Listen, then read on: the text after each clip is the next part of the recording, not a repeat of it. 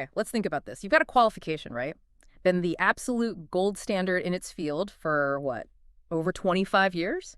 Yeah, long time. So how do you keep something like that fresh, really cutting edge, especially when, everything around it, tech, rules, the market just keeps changing? Mm. That's the really interesting challenge we're digging into today.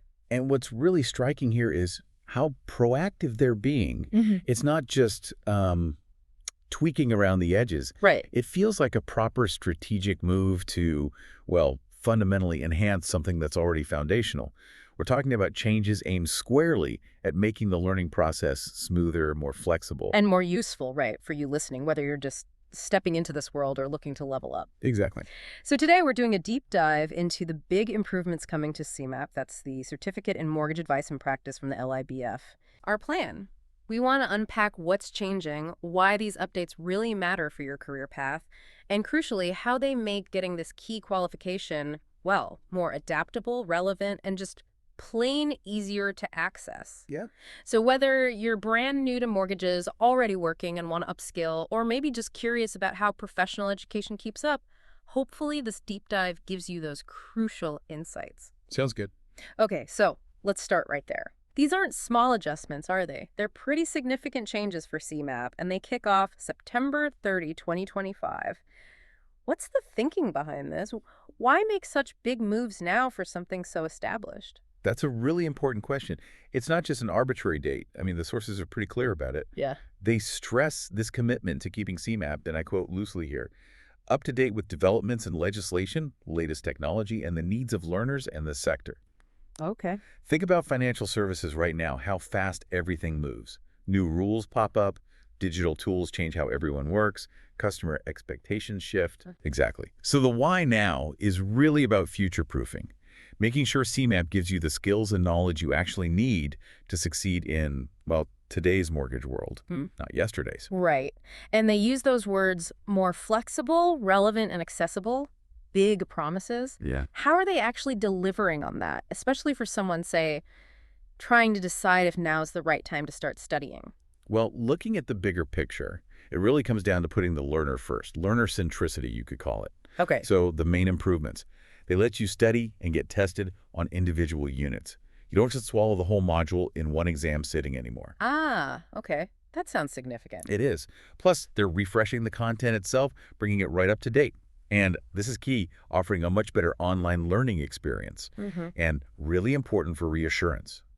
Both the old and the new versions still meet the FCA standards. That benchmark hasn't changed. Good to know. So that unit-by-unit thing for modules 1 and 2, that sounds like it could really change how people manage their study time. Let's break that down. What does that actually look like day to day for a student? Oh, it's a massive shift, honestly. You hear from so many people who felt, swamped trying to prep for one huge exam covering multiple topics. I can imagine. So before, for Module 1, which used to be UK Financial Regulation, UKFR, and Module 2, mortgages, you had to sit all the units for that module together.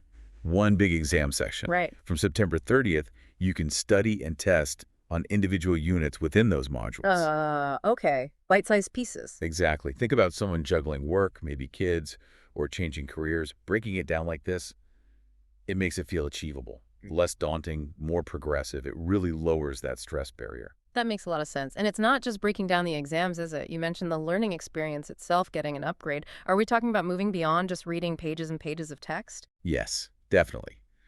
The enhanced online learning is designed to cater to different ways people learn. How so? Well, the sources talk about using video and audio clips. Great if you're a visual or auditory learner. They're including practical case studies too. Applying the knowledge. Precisely. So you're not just memorizing stuff, you're figuring out how to use it in like realistic situations. Then there are regular little assessments built in so you can check how you're doing as you go. Mini checkpoints. Okay. And maybe most practically, a free specimen exam paper for each unit so you know what to expect. Right. It all adds up to something much richer, more interactive. The aim is clearly to make the learning stick better and build your confidence along the way. Okay, so that's the how of studying, but the what is changing too, especially Module 1, UK Financial Regulation, UKFR, is out. Incomes, Financial Services, Regulation and Ethics, or FSRE. Why that specific change? What's the thinking there? This is, I think, a really smart move for anyone thinking long-term about their career. Oh, Yeah, because FSRE isn't new just for CeMAP. It's already part of other LIBF qualifications, like the Diploma for Financial Advisors, DIP-FA. I see. So it creates consistency. Exactly. By swapping UKFR for FSRE, they're building this common, solid foundation in regulation and ethics that works across different qualifications. It's not just about saving you study time later if you do DIP-FA, though that's a bonus. Right. It's more strategic. It positions CeMAP not just as the mortgage qualification, but as a potential first step towards broader financial advice roles. It widens your options. So it's about building a more transferable skill set, making it easier to maybe diversify later on. Precisely. If you complete FSRE for CeMAP, you can literally transfer that credit over if you decide to pursue DIP-FA later. Less repetition, less study time. Makes sense. And the content itself is broader, more current. It's not just rules. It covers ethical standards, the role financial institutions play, the economic backdrop, all stuff that's, frankly, essential for a well-rounded mortgage advisor today. Okay, let's get practical again. How is the assessment for this new FSRE Module 1 different from the old UKFR exam? Because exam format matters for prep. Yeah, good point. They basically split what was one longer exam into two shorter, more focused ones for FSRE. Okay. So the new Module 1, FSRE, has 2 units. Industry, Regulation, and Key Parties. That's FRE1, and Skills, Principles, and Ethical Behaviors, FRE2. Got it. 2 units. And you can sit the exam for each unit separately, online. Each one's an hour long. An hour each. Okay. And the exam itself mixes multiple choice questions with those case studies we mentioned. So it tests application, not just recall. There's still a 70% pass mark, obviously. And the old way. The old UKFR had both its units lumped together in one 2-hour exam, mostly just multiple choice. So this new way feels more manageable and more focused on practical understanding. Now, one of the updates that sounds really appealing, especially for busy people, is this shift to online exams through Brightspace with remote invigilation. Sounds super flexible, but any potential catches? Like, what if you're someone who actually prefers that formal test center vibe or worried about tech glitches? It's definitely a huge step up in convenience, no doubt. For most people, it'll be a game changer. Yeah. I mean, remote invigilation on Brightspace lets you take your exam basically whenever you're ready within your registration window. No booking needed. Nope, no pre-booking. Yeah. Any day, any time that works for you. Think of the hassle saved. No traveling to a test center, finding parking. Right. Huge. It really puts you in control of your exam schedule. Right. Now, about potential downsides. Look, if you thrive on that very structured, formal test center setting, this will feel different doing it at home. True. But the platform itself is designed to be really straightforward, and the data they mentioned suggests tech problems are rare. And the Brightspace platform itself, designed to be smooth. Less chance of tech headaches when you're trying to concentrate. That's the goal, yes. They say it's intuitive, user-friendly, it's integrated, so fewer connection issues. Yeah. It's even built to work okay on lower bandwidth. That's good. Apparently, less than 1% of users need tech support, which is pretty low. And no software to install, no plugins. Just use your own PC or laptop. Oh. Accessibility seems high, but there are practical things for the remote invigilation part. You do need to do a 360-degree scan of your room with your camera right before you start. Okay. Proof of environment. Yeah, so your kit needs to be movable. Yeah. And crucially, no toilet breaks during the exam, so you need to plan ahead for that. Good tip. Okay, so lots of changes. For anyone studying now or thinking of starting soon, getting the timing right through this transition seems vital. It feels like there are a few key dates flying around. What are the absolute must-know deadlines and transition points? Yeah, this is super important. Let's try and group them so it's less overwhelming than just a list of dates. Think of it in phases. Phase 1 is closing the old system. The key date there is September 29, 2025. That's the last day you can register for any part of the current CeMAP. Got it. End of September 25 for old registrations. Right. Then phase 2 is opening the new system. The very next day, September 30, 2025, is the first day you can register for the new CeMAP. And that's also when current students can choose to transfer modules over. Okay. Then, jumping ahead a bit, November 10th, 2025, that's when you can actually start sitting the exams for the new version online via Brightspace. Right. Exams available from mid-November. Then comes a really critical date, Right. January 12, 2026. This is your last chance if you're an existing student to sit or resit any exams for the current CeMAP version via the old provider, Pearson VUE. Okay. Final exam deadline for the old system. Yes. And it's also the deadline for anyone currently on UKFR to tell LIBF if they want to stick with UKFR instead of moving to FSRE. Ah, okay. Decision time for UKFR people. Exactly. And then the day after, January 13, 2026, is when the automatic switch happens.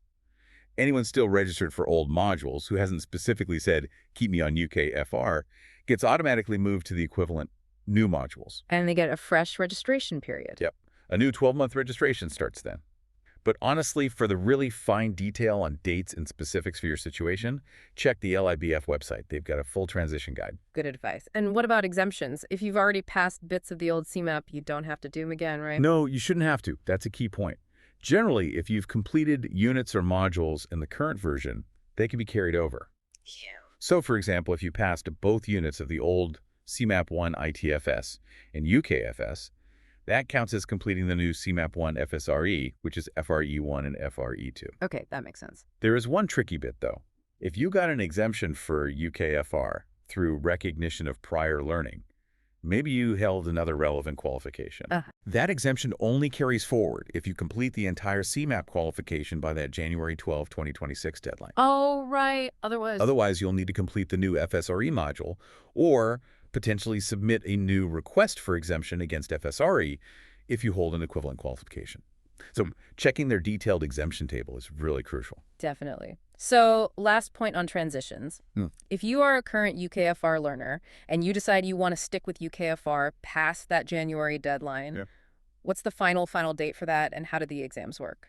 You can keep studying UKFR until July 16th, 2026. That's when it's completely withdrawn. Okay, July 26th is the absolute end for UKFR. But, and this is important, you have to tell LIBF you want to stay on UKFR. You need to opt in, basically, and do it soon. Right. And even if you stick with the UKFR content after January 13, 2026, your exam will still be delivered via the new Brightspace platform using remote invigilation. Ah, so the exam delivery changes for everyone, regardless of content track. That's right. New platform for all exams from mid-January 26 onwards. Wow, okay. That really is a comprehensive overhaul. It feels like genuinely positive progress for CeMAP.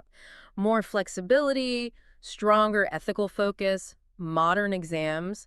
It sounds like a real step forward for the qualification and for anyone involved with it. It really does. I think it highlights just how vital